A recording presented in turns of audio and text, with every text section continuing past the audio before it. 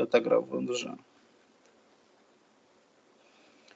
Então, pessoal, na aula anterior nós falamos do sistema de preços, né, daquele problema do cálculo econômico, que é difícil de ser feito quando você tem uma economia toda planificada e centralizada. E nós falamos também da função da demanda, né? Aí, quando nós falamos da função da demanda, nós falamos do excedente do consumidor, nós falamos das variáveis que vão afetar a curva da demanda, né, que vão deslocar a curva da demanda. E na aula de hoje nós iremos falar da função da oferta. Então, quando na função da demanda nós tínhamos, por exemplo, o excedente do consumidor, agora nós iremos ter o excedente do produtor.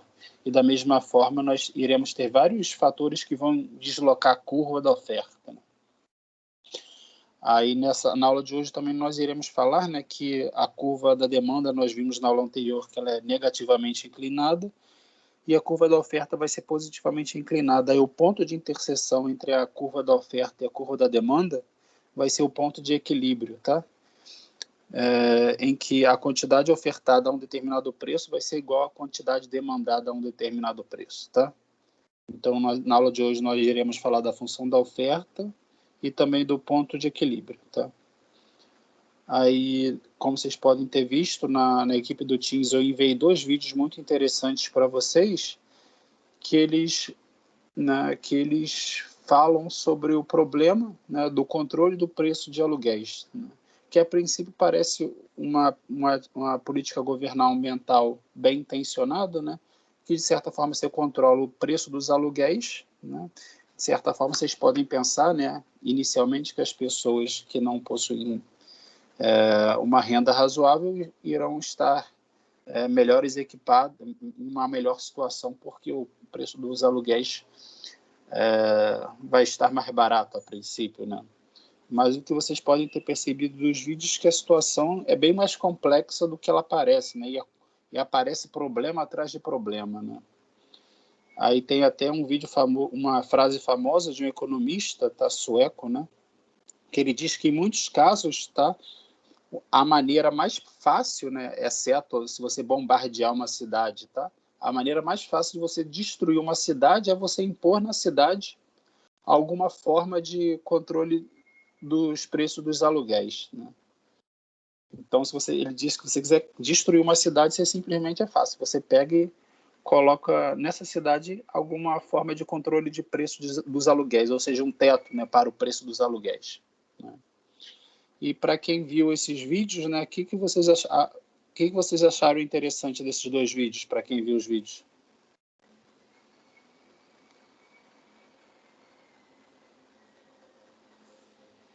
Ele mostra, tipo, sei lá, várias cidades, assim, vários prédios abandonados, né, por causa dessas intervenções nesses preços, né? Achei isso bem, tipo, como que eles podem realmente acabar com a cidade, com, sei lá, um prédio por causa desse limite, né? Isso. Mas alguém viu e achou alguma coisa interessante? Chamou mais a atenção de alguém?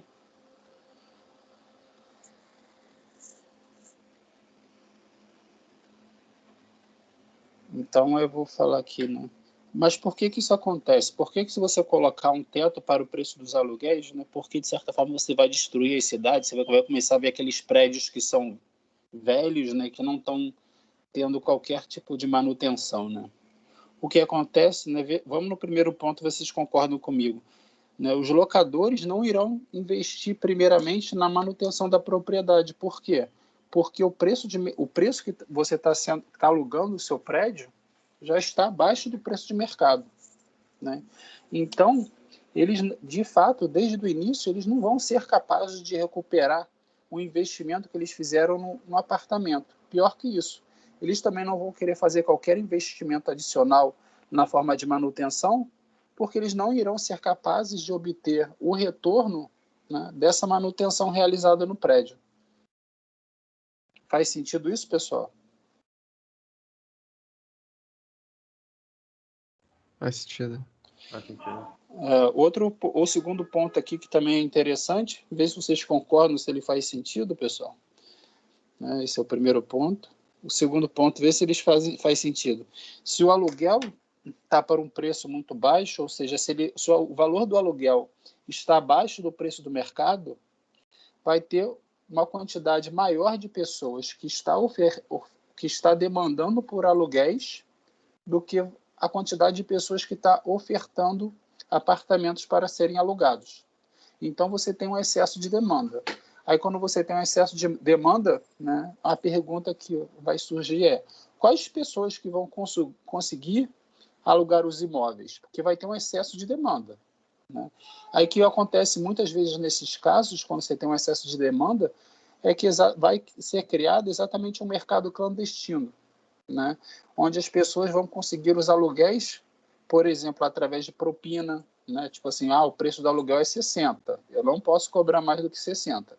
Mas tem 10 pessoas que querem pagar 60 por aquele aluguel.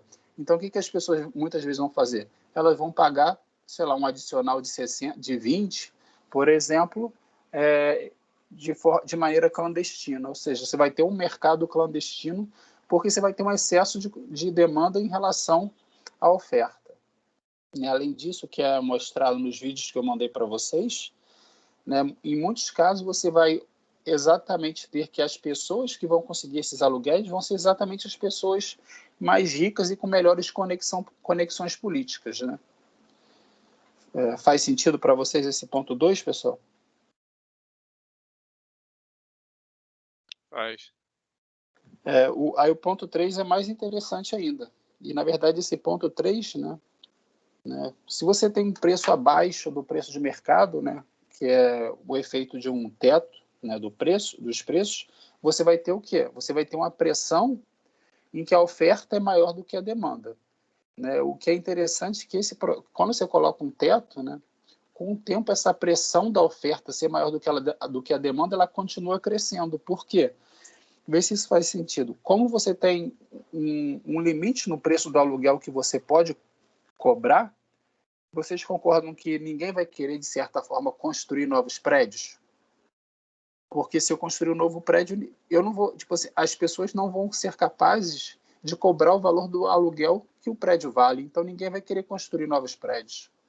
Como ninguém vai querer construir novos prédios, a oferta vai sempre ficar o quê? Constante. Enquanto a demanda vai poder o quê? Aumentar. Então você tem mais pressão, né, para que os preços aumentem, né? E, por outro lado, isso é ruim para a população de baixa renda, porque você não tem novos prédios, né, sendo construídos. Algum comentário, pessoal, nesse item 3? Faz sentido também?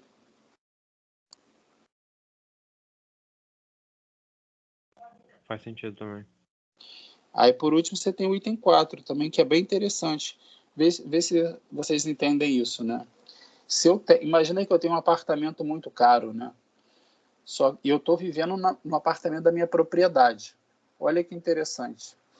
Para mim, pode fazer mais sentido, como os aluguéis estão muito, muito baratos e mais baratos do que o preço do mercado. O que vocês acham que eu, sendo muito malandro, o que eu posso querer fazer?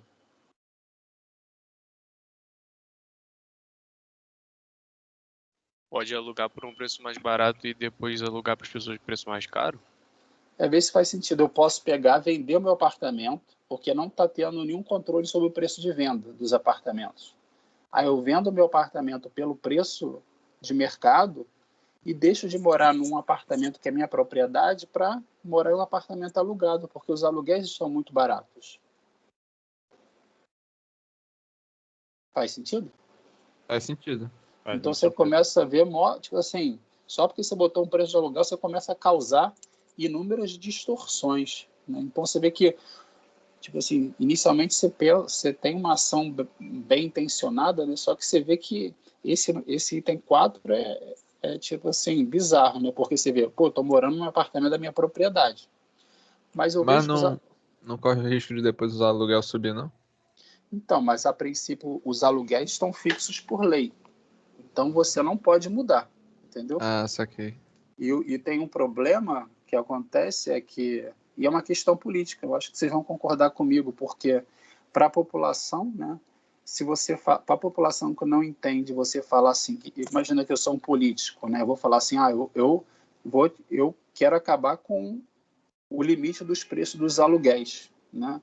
Aí eu vou parecer que eu sou o quê? De certa forma, vocês concordam? Um político insensível, porque as pessoas vão falar, nossa, que absurdo, as pessoas estão sem dinheiro para pagar os aluguéis, ele quer aumentar o preço dos aluguéis. Então é muito difícil você conseguir, depois que você coloca alguma medida de controle dos aluguéis, você conseguir tirar depois, porque ela tem um impacto, né, para as pessoas que não entendem de economia muito negativo. Faz sentido? Faz sim. É. Então você vê que é interessante, porque todas essas medidas aqui, se você vê como o preço dos aluguéis ficam abaixo do preço de mercado, você vê que todos esses fatores acabam causando que o quê? Que o preço dos aluguéis fique, como a oferta aumenta muito, né, porque o preço do aluguel fica bem barato, você vê que inúmeras medidas são criadas indiretamente para pressionar o preço dos aluguéis a subirem, né? Então, esses são as principais conclusões assim que vocês podem obter visualizando aquele vídeo, né? E por isso que ele fala que uma forma de você destruir a cidade é simplesmente colocar o controle de preço dos aluguéis. Por quê?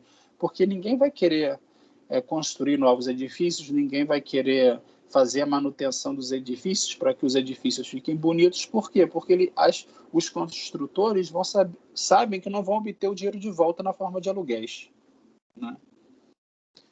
Então, esses são as principais consequências na oferta, né? Quando você coloca algum tipo de controle, um teto, né, nos preços dos aluguéis, né? E a mesma coisa acontece, por exemplo, quando você faz algum tipo de congelamento dos preços de bens de consumo, né?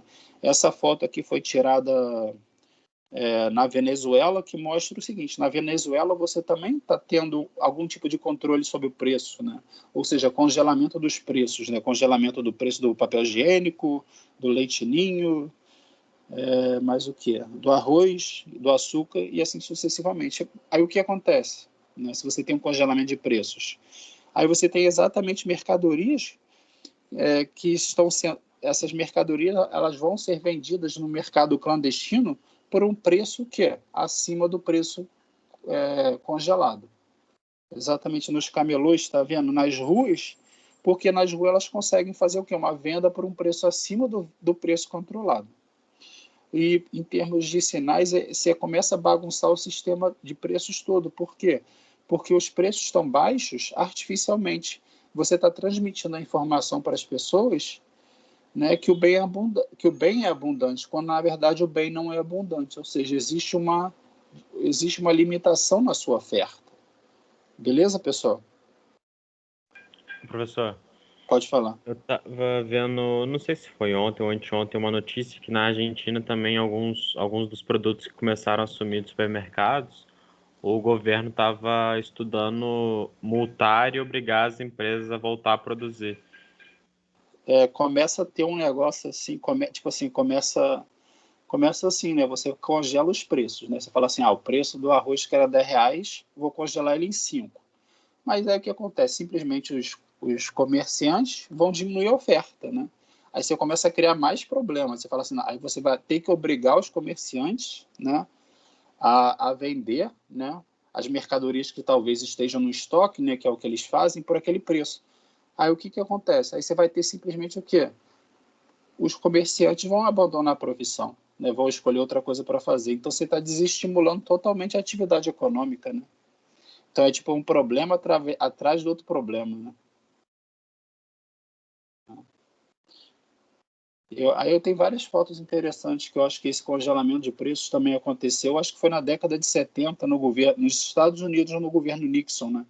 E acontecia exatamente a mesma coisa. Os postos de gasolina simplesmente decidiam não vender a gasolina, porque por aquele preço não valia a pena para eles. O que causava o quê? Um aumento maior ainda da demanda, né, por gasolina, né? Tudo bem, pessoal? Alguma dúvida, algum comentário até aqui?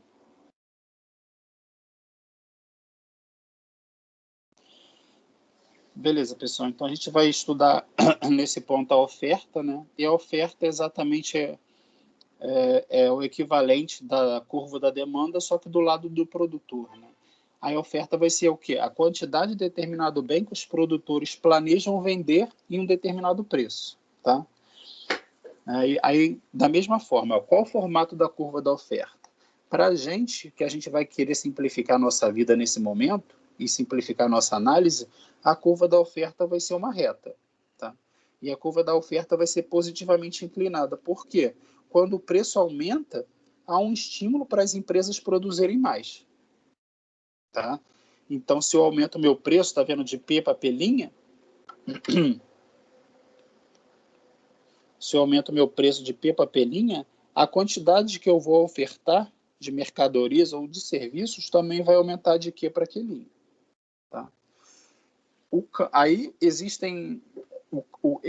o campo da estatística econômica, que ela estuda exatamente qual vai ser a curva, né, de acordo com os dados que eu coletei daquele mercado, que é mais apropriada para representar minha curva da oferta. E a gente também no curso vai ver, que a gente já falou para a demanda, né, que é a elasticidade da demanda, a gente vai estudar a elasticidade da oferta, que vai medir o quê? Quanto que a oferta muda quando eu tenho uma determinada variação no preço. Se eu tiver uma determinada variação no preço, minha oferta varia muito ou varia pouco? Se ela varia muito, eu vou dizer que a oferta é elástica em relação à variação no preço. Então, a curva da oferta aqui para a gente vai ser uma reta e ela vai ser positivamente inclinada. Tá? A gente também tem o excedente do produtor, né? No caso da demanda, a gente tinha o excedente do consumidor. O excedente do produtor é uma medida do bem-estar do produtor, ou seja, quanto que ele recebe, né, por aquele produto ou por aquele serviço a mais do que o mínimo que ele estaria disposto a receber para viabilizar a produção. Tá? Então, se eu tenho esse produtor no ponto A, né, você vê que ele estaria disposto a produzir 2 unidades por R$70. Mas se o preço de mercado, tá vendo, é R$120, ele vai ter um excesso do produtor, né, de quanto? De R$50, que é 120 menos 70. Aí a medida do excedente do produtor para todos os produtores nessa economia vai ser exatamente esse triângulo que eu pintei de verde. Aí vai ser o quê? 120 menos 50 vezes a base, que vai ser o quê? Que vai ser 4, dividido por 2. Tá? Aí vocês podem estar pensando, né? Pô, mas uma curva linear é uma aproximação muito tosca, né? Mas, na verdade, por exemplo, o mercado do trigo, né, é um mercado muito bem estudado. Em 1981, eles aproximaram, né, a função da oferta e a função da demanda por uma reta. Claro que essa aproximação só é válida para um intervalo pequeno de valores do preço, né? Mas a oferta e a demanda foram, né, modeladas através de 2 retas. Aí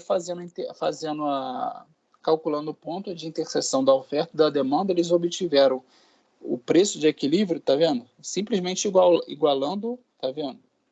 Deixa eu mudar aqui. Simplesmente igualando o preço de equilíbrio, a quantidade de equilíbrio, eles obtiveram o quê? O preço de equilíbrio desse mercado e a quantidade de equilíbrio desse mercado. Tá? Aí, isso aqui é só que eu tirei do livro, tá? Então, a curva da oferta vai ser exatamente isso. Ó. Por exemplo, o preço de R$1, qual vai ser a quantidade ofertada? Vai ser 10. Aí, à medida que eu mudo, né, tá vendo? Nessa curva aqui de R$10 para R$30, desculpa, de R$1 para R$5, a quantidade ofertada vai subir de R$10 para R$30, tá vendo? Então, essa aqui que é a nossa curva da oferta. Aí aqui também, quando nós estudamos demanda, nós diferenciamos a demanda de um consumidor para a demanda do mercado. A demanda do mercado foi o quê? O somatório das demandas de todos os consumidores. Aqui também, eu vou ter a oferta do mercado, tá vendo? A oferta de mercado de bem ou serviço vai ser o somatório das ofertas de todos os produtores individuais, tá? De todas as firmas individuais, tá? Beleza, pessoal? Todo mundo entendendo até aqui? Alguma dúvida? Tranquilo, professor.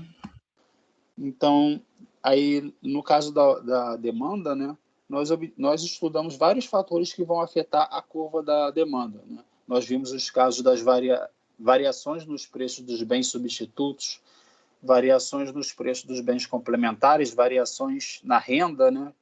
Que dependendo se o bem é normal ou inferior, pode deslocar a curva da demanda para a esquerda ou para a direita. Aí, na curva da oferta, nós iremos também ter essas variações. Mas, novamente, é importante diferenciar variações na oferta, né, que vão deslocar a curva da demanda para variações na quantidade ofertada. Porque quando eu tenho uma variação na oferta, tá vendo? Eu estou deslocando toda a curva, tá vendo que seria esse item B aqui? Por outro lado, quando eu estou variando a quantidade ofertada, eu estou tendo uma variação na mesma curva. Tá vendo? A variação na quantidade ofertada é um movimento ao longo da curva da oferta, causada pela variação no preço. Então, se eu estou fazendo uma variação no preço, eu estou na mesma curva. Por outro lado, quando eu mudo algum fator exógeno, por exemplo, bens complementares, né, para a função da demanda, aí eu desloco a curva da demanda porque é um fator exógeno. Tá? Se tiver alguma dúvida, vocês falam. Por exemplo, o que vai causar o deslocamento na curva da oferta? Um exemplo seriam os custos dos fatores de produção que você vai usar para produzir aquela mercadoria. Né? Aí, ou seja, que eu vou pintar aqui amarelo, tá vendo? Então, se você diminuir os preços, né, dos fatores de produção, o que vai acontecer? Se você aumentar os preços dos fatores de produção, você vai diminuir sua quantidade ofertada. Por quê? Porque se tornou menos lucrativo você produzir aquele produto. Por outro lado, né, se você tiver a curva original e a curva vermelha aqui, tá? Por outro lado, se você tiver uma diminuição nos preços dos fatores de produção, essa curva da oferta ela vai ser deslocada para a direita. Por quê? Porque se eu fixar esse preço aqui, tá vendo? Né, para um determinado preço, que em roxo aqui, antes você estava ofertando uma quantidade, sei lá, Q1, né? Que é a interseção desse preço em roxo aqui fixo na curva em vermelho. Né?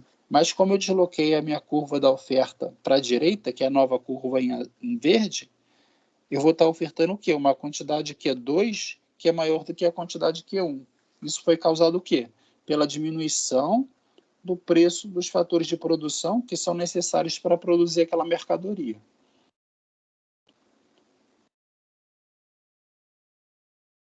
Tudo bem, pessoal?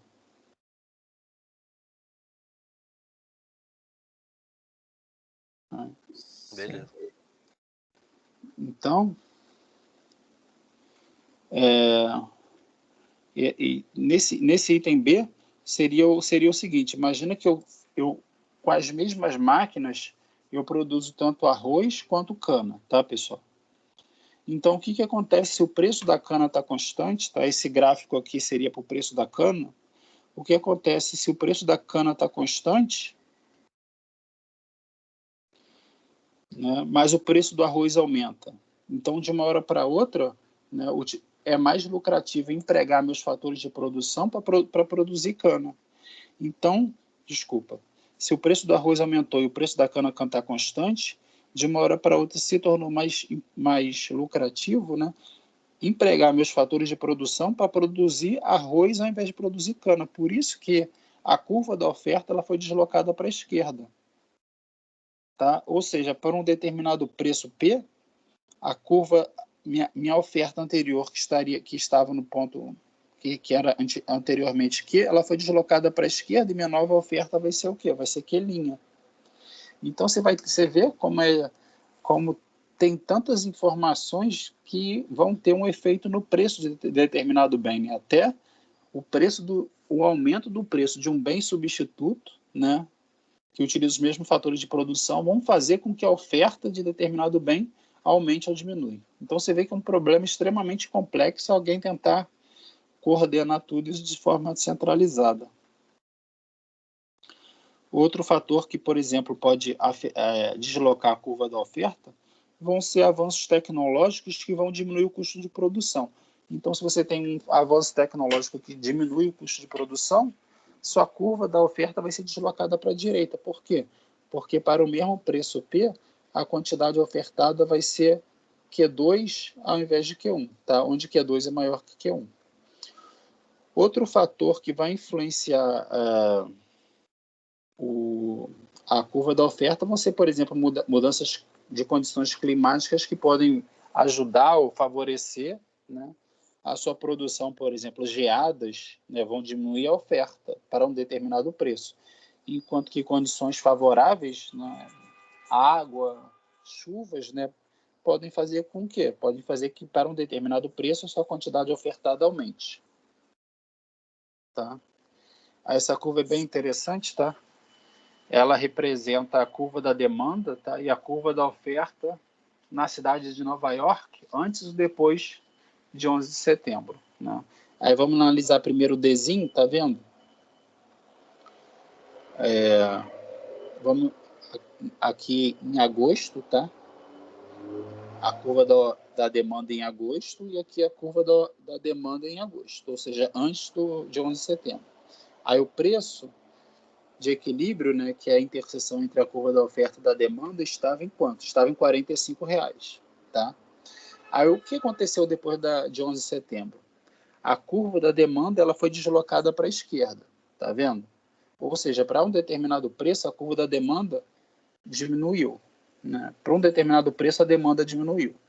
Então, ela foi deslocada para aqui para baixo, tá? E a curva da oferta ela também foi deslocada para a esquerda, ou seja, para um determinado preço, a quantidade ofertada vai ser diminuída. Aí vocês podem observar que o novo ponto de equilíbrio vai ser esse ponto de equilíbrio em azul. O ponto de equilíbrio em agosto era o ponto de equilíbrio em vermelho. Ou seja, depois de 11 de setembro, tanto a quantidade de equilíbrio, né, que vai ser de fato alugada, comprada, vai ser o quê? Vai ser menor do que a quantidade ofertada, consumida antes de 11 de setembro. E o preço também vai diminuir de R$45 para $41, no caso, né? Para $41. Então é interessante ver que como é que a combinação do efeito conjunto da oferta e da demanda que vai determinar o preço de equilíbrio, né? Aí, essa figura é interessante, tá vendo? Em azul, na figura da esquerda, em azul, você tem o consumo de cobre, tá? Então, você vê que o consumo de cobre aumentou muito desde 1880, né? Então, mais de um século para trás, né? Então, o consumo de cobre aumentou muito, mas o preço do cobre se manteve, de certa forma, constante. Por que isso aconteceu? Tá? Isso aconteceu pelo seguinte. Primeiro, você tem essa curva, que não é linear aqui, mas está vendo? Você tem uma curva da oferta. O que aconteceu, pessoal? Vê que em 1900 você tinha uma curva da oferta. Mas, devido à redução de custos causadas pelas inovações tecnológicas, a curva da oferta ela foi sendo deslocada para a direita, ou seja, para um determinado preço, né, para esse preço fixo em verde aqui, tá vendo? A quantidade ofertada ela foi aumentando, tá vendo? Tá? Por outro lado, a função da demanda ela também foi aumentando, ou seja, ela foi deslocando para a direita. Aí o preço de equilíbrio vai ser determinado o quê? Em cada ponto pela interseção da curva da demanda com a curva da oferta. Então, você, na verdade, nesse caso, você teve o quê? Uma diminuição do preço de equilíbrio. Tá? Que é dado pela interseção entre a curva da oferta e a curva da demanda. Alguma dúvida, pessoal?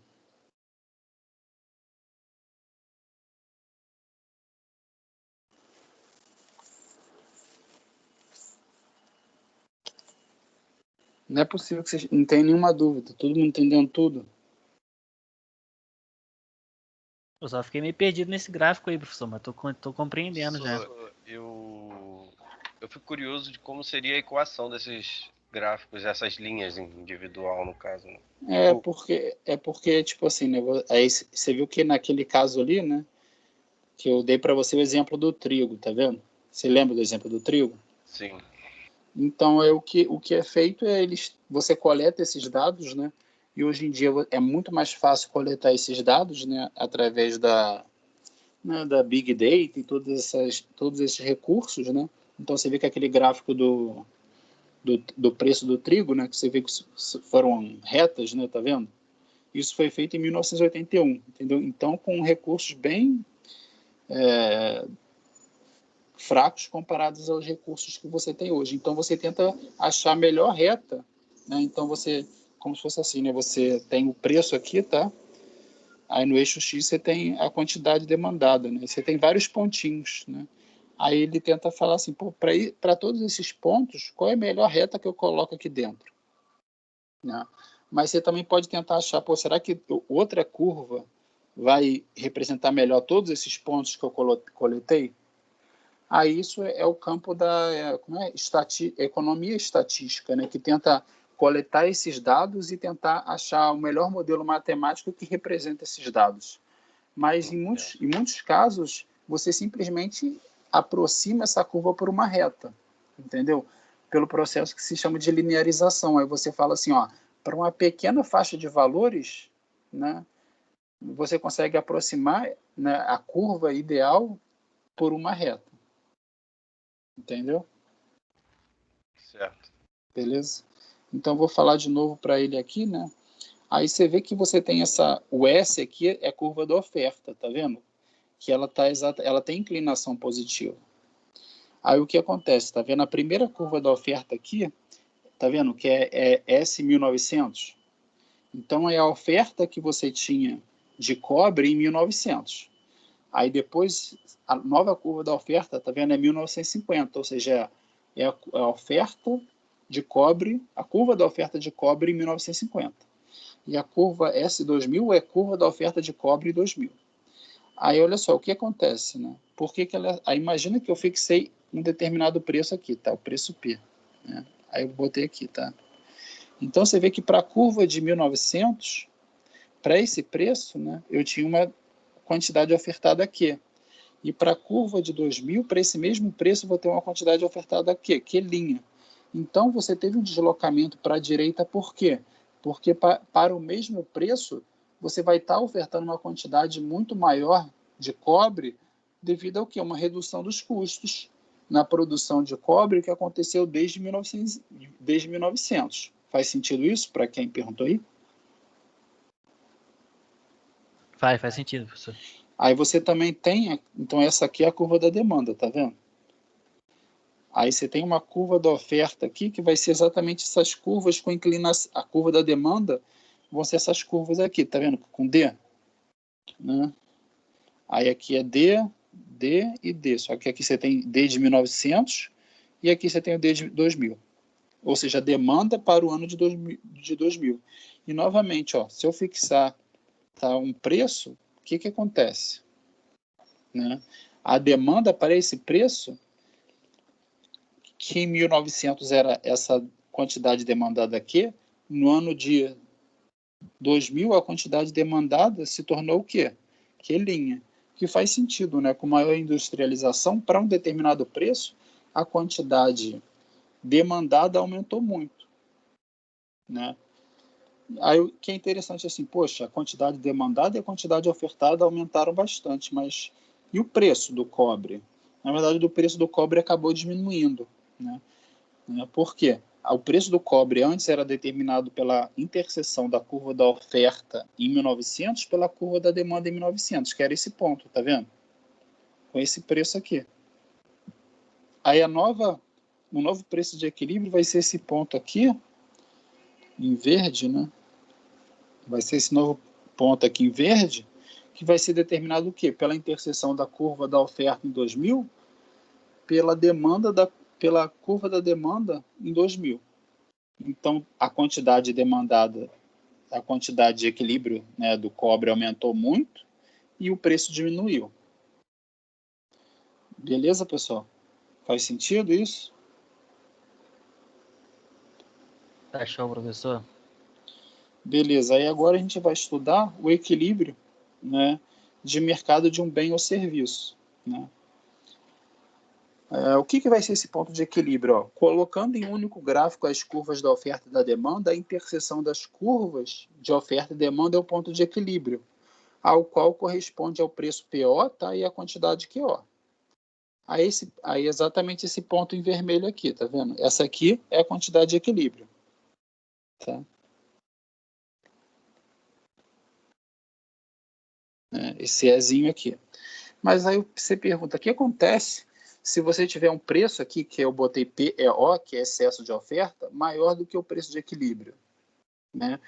Ó, se você tiver um preço tá vendo excesso de oferta? Se eu tiver um um preço maior do que o preço de equilíbrio, né, ou seja, o PEO é maior do que o PO, o que vai acontecer? Os vendedores vão acumular estoques não planejados e os vendedores vão ter que diminuir o preço até o ponto PO com o objetivo de reduzir os estoques acumulados.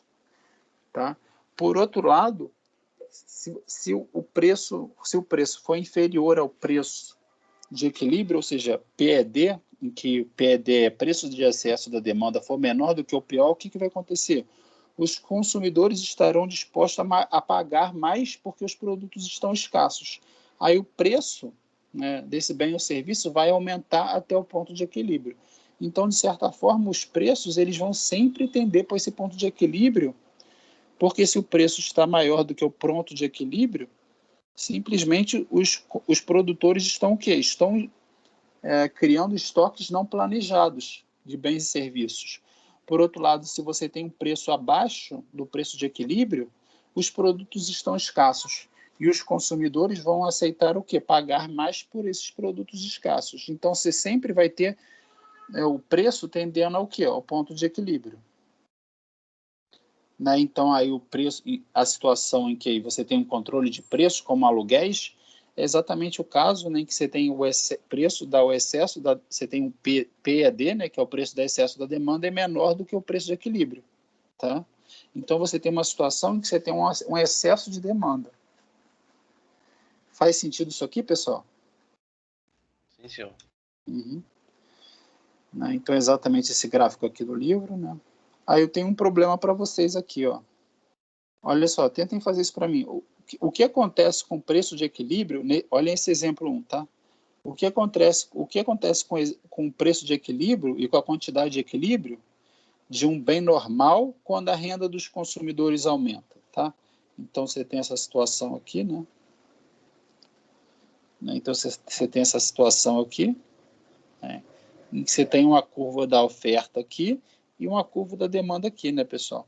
Aí eu quero saber o que acontece. E você tem esse preço de equilíbrio aqui, né? O que acontece com o preço de equilíbrio quando você aumenta a renda dos consumidores? Você aumenta o preço de equilíbrio? Aí o que acontece? Aí a gente viu ela passada, né? O que acontece com essa curva Demanda aumenta e diminui o. o que vai acontecer é que a demanda vai aumentar. Na verdade, a curva da demanda vai ser deslocada para a direita, tá vendo?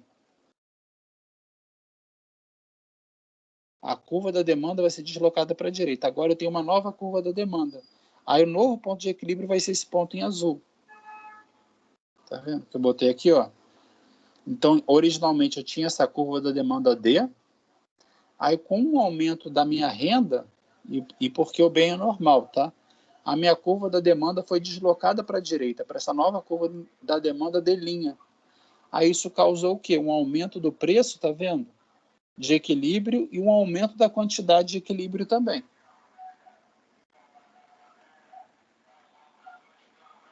Beleza, pessoal?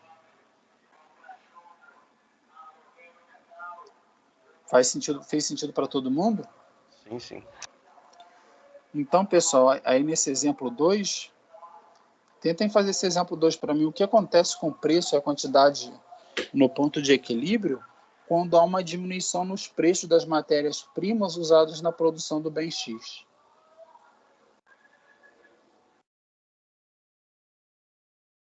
Tentem fazer isso, por favor.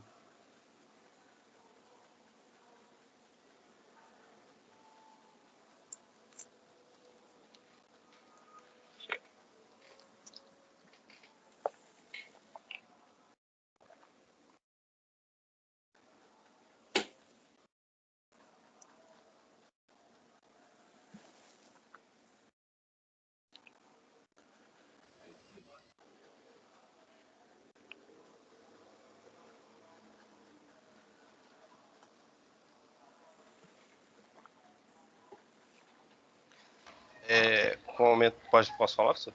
Pode, pode. Com o aumento da oferta, com diminuição do preço, aumenta a oferta, né? Porque eles vão estar produzindo mais. E a curva se desloca para a direita também. Isso, tá vendo? Aí, nesse caso, a curva da demanda fica parada, mas a curva da oferta ela vai ser deslocada para a direita, tá vendo? Aí, o novo ponto de equilíbrio vai ser o ponto de equilíbrio E'. Aí, nesse caso, o que aconteceu? Tá vendo? A quantidade de equilíbrio aumentou, mas o preço de equilíbrio diminuiu.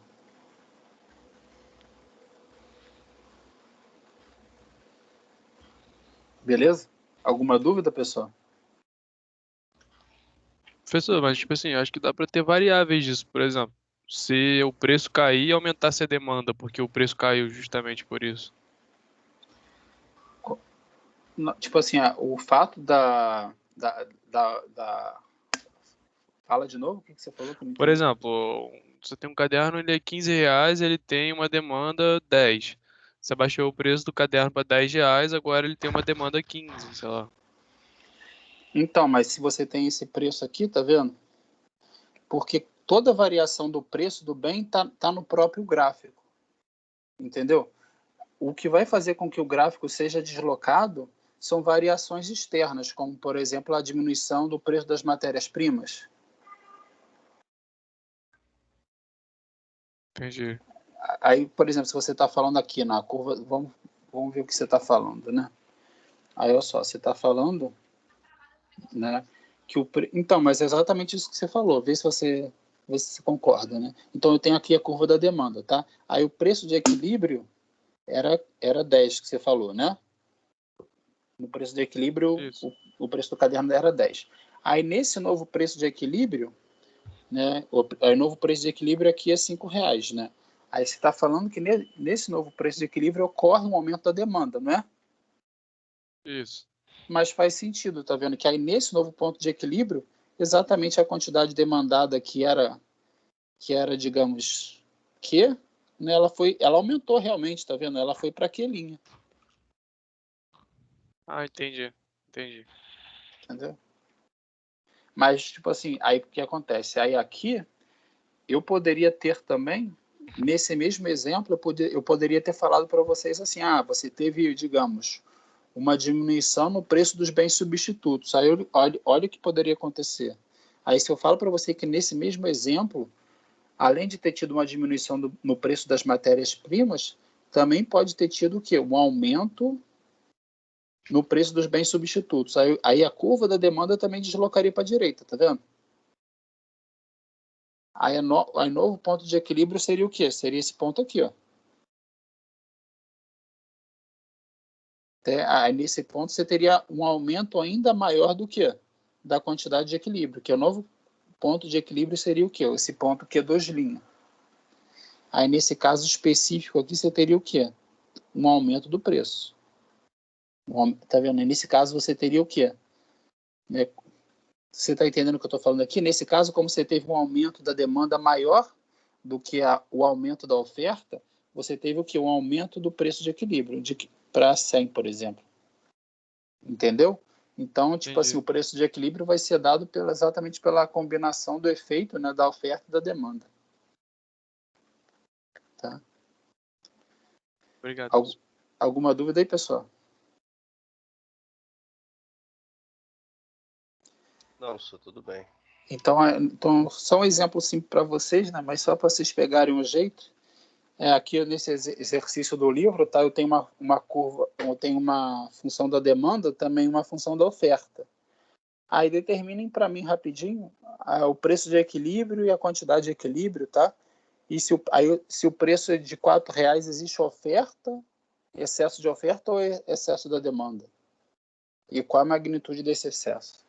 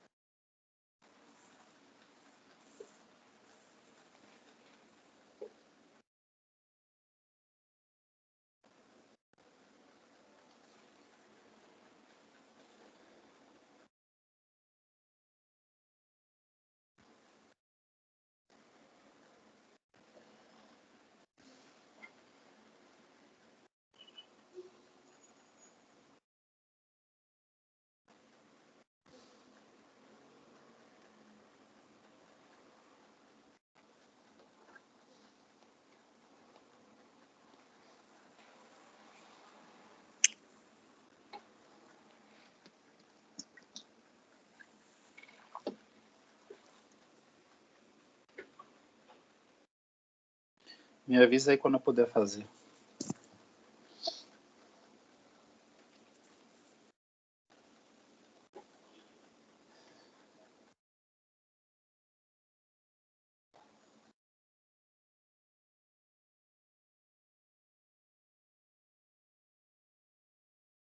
Como eu calculo o preço de equilíbrio, pessoal? Igual os dois? Igualando as duas? Exceção das retas 3? em polo. Isso, né? Você quer saber o preço, o ponto de interseção, né, entre a oferta e demanda, né? Aí você vai fazer o quê? Tá vendo? Essa aqui é a demanda, essa aqui é a oferta. Aí você faz eu quero saber o ponto em que a demanda é igual à oferta. Aí eu igualei com as retas da demanda e da oferta, eu vou botar que o preço de equilíbrio é igual ao quê? 3, tá vendo? Aí para determinar o ponto, a quantidade de equilíbrio é só substituir, né, o preço nessas equações aqui em cima. Aí eu obtenho que a quantidade de equilíbrio é 3. 13. Beleza, essa é a A, né? Aí a B. Se o preço é 4, existe excesso de oferta ou excesso de demanda? Aí eu substituo 4, por exemplo, né, na curva da oferta e na curva da demanda. Aí se eu substituo esse preço, a quantidade demandada vai ser 10 e a quantidade ofertada vai ser 14. Isso significa que se o preço é igual a 4, né, exatamente, tá vendo? Se o preço é maior do que o preço de equilíbrio, que é 3, você vai ter um excesso de oferta que é de 4, né, ou seja, 14 menos 10. Né? O preço igual a 4, a quantidade ofertada é maior do que a quantidade demandada. Tá? Alguma dúvida? Não, senhor, deu para ver. Eu achei até legal ver assim a equação, porque eu acho que é mais claro para mim. São exemplos, tipo assim, simples, né? Todo mundo sabe o que é uma reta, né? Mas eu acho que realmente, às vezes, ver, né? Tipo assim, tipo assim, ajuda um pouquinho. Permite situar os elementos mais claramente na cabeça. Com certeza. Concordo. Né? Então, aí, esse aqui é o novo exemplo, tá, pessoal? Tá vendo esse 12 aqui? Que é uma questão múltipla escolha. Só que antes de a gente fazer a múltipla escolha, tá? Tá vendo que eu dei para vocês uma função da demanda e uma função da oferta, correto? Sim. Aí agora eu quero perguntar para vocês, ó. Então eu dei uma função da demanda do bem 1. Aí eu quero saber, tá, mas observa só, olha a função da demanda do bem 1. Ela é função do preço do bem 1, que faz sentido, tá vendo? Só que ela é também a função de outros fatores, como o preço do bem 2 e da renda da pessoa. Aí eu quero perguntar para vocês, né? O bem 2, ele é complementar ou substituto ao bem 1? Porque você vê que a demanda do bem 1 ela depende também do preço do bem 2, né? Ele é complementar, então? Né? Então, ele está falando que é complementar, né? Mas, então vamos analisar. Se o preço do bem 2 sobe, né, pessoal? Se o preço do bem 2 sobe, a demanda pelo preço do bem 1 vai o quê? Vai diminuir, né? Então é um bem complementar, né? Porque quando você aumenta a demanda o preço do bem 2, seria você, por exemplo, estar aumentando o preço do carro, né? Então menos pessoas vão consumir o carro e menos pessoas vão consumir o quê? Gasolina, né? Então faz sentido. Então o bem 2, ele é complementar ao bem 1, tá? Se fosse mais ao invés de menos, aí o bem 2 seria o quê? Seria substituto, porque você está aumentando o preço do bem 1. Não, desculpa, pessoal. Se aqui fosse mais P2, né, ao invés de menos, né, o 2 seria substituto, porque você está aumentando o preço do bem 2 e você está aumentando a demanda do bem 1. Né? Aí esse bem, ele é inferior ou um bem normal?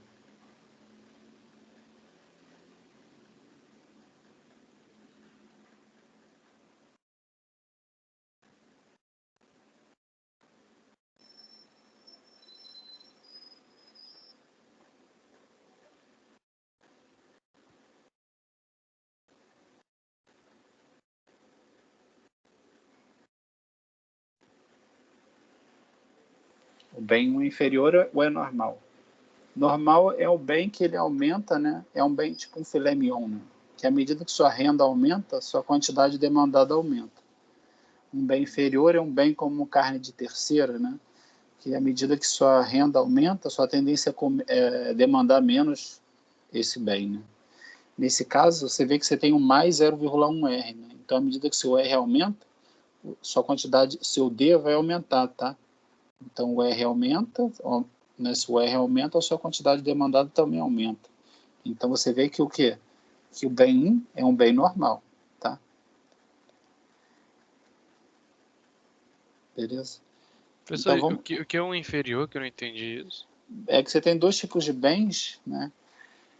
Que você classifica os bens como normais ou inferiores de acordo com o comportamento deles em relação à sua renda. Por exemplo, um bem normal é um bem como se fosse um filé mignon, tá?